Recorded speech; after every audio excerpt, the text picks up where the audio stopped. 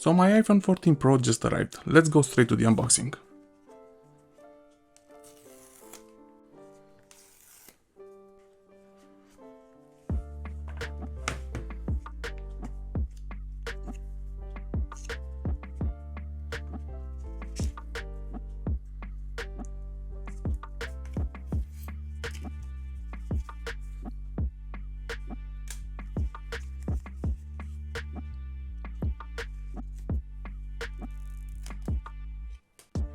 So this is the iPhone 14 Pro. Currently I use the iPhone 12 Pro and I use it basically for everything and especially for this channel. I do all my video with it and I'm gotta say I'm pretty happy with the result, especially since I do a lot of AirPlay. That's why this year I wanted to go with the iPhone 14 Pro.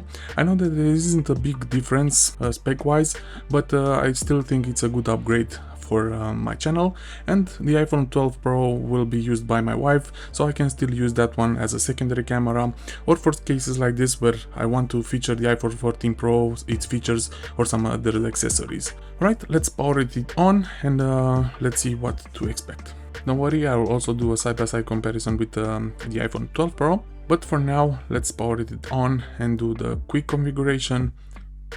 And there you go, this is the hello screen. I will stop for a while just to do the quick configuration and I'll be back with the two phones and see a side-by-side with them and if I do consider this a good upgrade or not. Alright, so the configuration is finally done, and actually it took me a lot longer because I was struggling to move my eSIM from the iPhone 12 Pro to this one. As you may know, in Europe it's not the same as in US, where you are lacking the SIM tray. As you can see here, we still have it here in Romania, so I can still use a physical SIM, but I have been using an eSIM with my iPhone 12 Pro since I got it, and I didn't have any issues. And especially I've done this because while I travel to other countries where roaming is too expensive, I usually buy a prepay SIM card and I put that one inside because the SIM tray is empty. So that's why I have been using eSIM. I see the benefits of it, but having only eSIM, I don't think that's the way to go. So who knows? Let me know down in the comments if you think differently.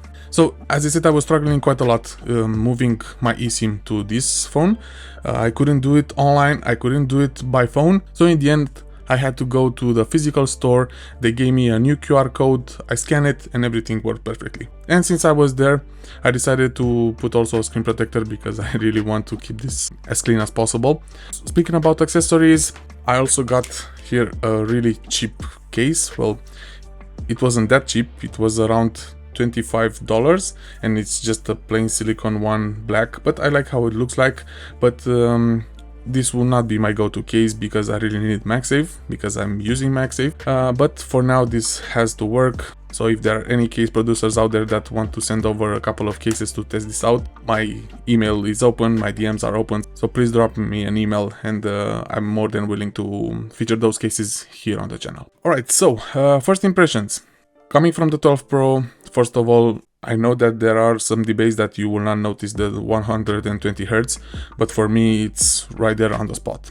I have been using them on Android phones in the past, so I was used to it, but now coming from the 12 Pro, I can see it straight away. So this is a lot more fluid than the 12 Pro, so I like how it feels like. The dynamic island, it is interesting. I really like it, to be honest. I have been using it today, and the thing I like the most is that I can use it to open recent applications. So if I use here Google Maps and if I close it, you will see the dynamic island. It's already popping out. And the interesting thing is that now you don't have to swipe and go to the applications. You can just tap it and you'll see you are straight into Google Maps.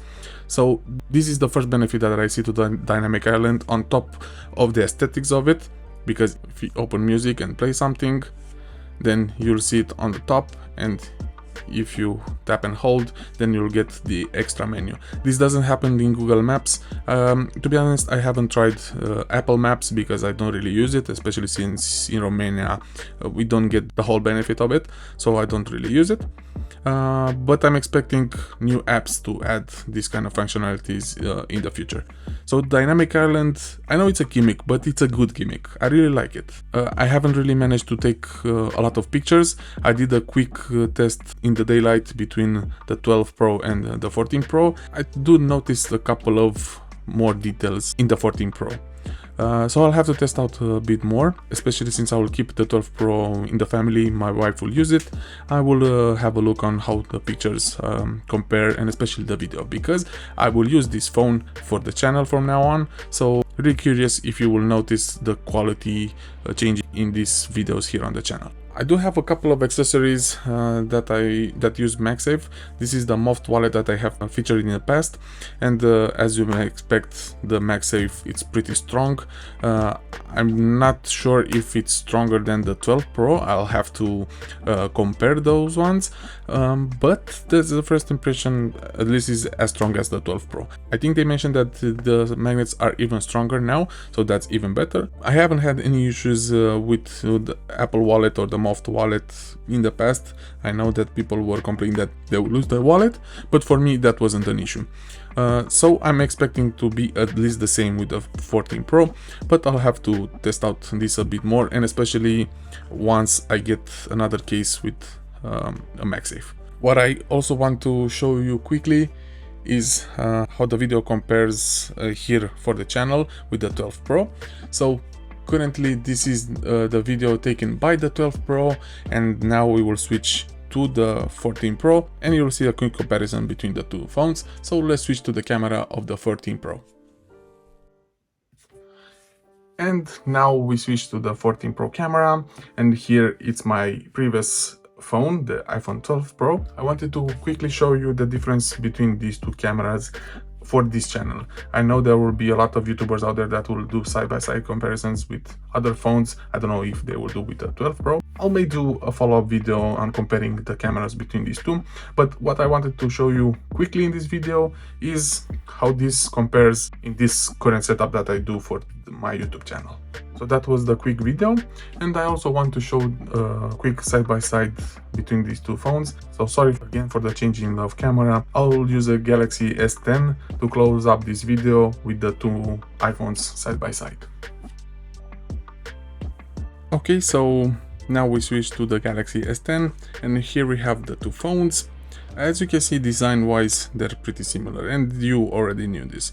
The difference in camera, I think, is huge, especially in size, I mean, because the 12 was already smaller than the 13. The 14 has bigger camera even than the 13, so you can see how big of a difference is between these two phones. Color wise, I still preferred the Pacific Blue. I didn't like the Sierra Blue that was on iPhone 13, and as I said, the purple was fine, but it wasn't for me. So that's why I went with the Space Black this time, and I'm pretty happy with the color choices. Doing a quick side-by-side, of course, know about the always-on display, which, to be honest, I'm not a big fan of. But this is just a preference of mine.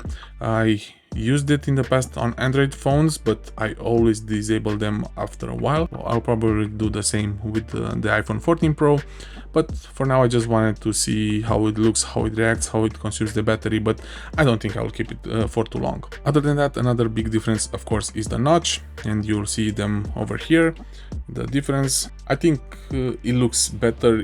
I know some people said that they still prefer the notch because it doesn't have this top layer around it, but for me, I think this looks better in the end. So I think it was a good move from Apple until they decide to remove it altogether. So I like this feature. As I said before, another big difference is the screen related to the 120 Hz. The 14 Pro, it's more fluid than this one. I know people are saying that they don't really see it, but for me it's pretty obvious.